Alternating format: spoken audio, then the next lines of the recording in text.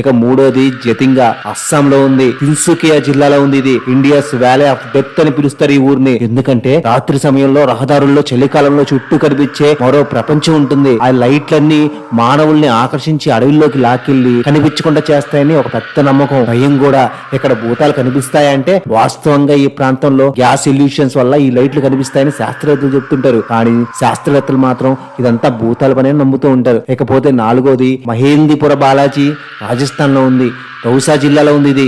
ఇది భూత భయ నివారణ కోసం ప్రసిద్ధమైన హనుమాన్ ఆలయం కూడా. శనివారం రోజున ఈ ఆలయానికి వేల మంది వస్తుంటారు ఇక్కడ. కానీ చాలా మంది ఆత్మల బాధితులే.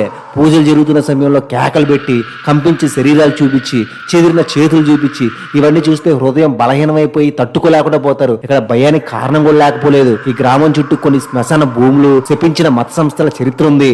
చివరిగా భారతదేశంలోని 5వ భయంకరమైన గ్రామం గురించి తెలుసుకోవడానికి ఛానల్ వెంటనే సబ్స్క్రైబ్ చేసుకోండి. ఈ షార్ట్ మీకు నచ్చినట్లయితే లైక్ చేయండి, కామెంట్ చేయండి, షేర్ చేయండి అండ్ సబ్స్క్రైబ్ చేసుకోవడం మర్చిపోకండి.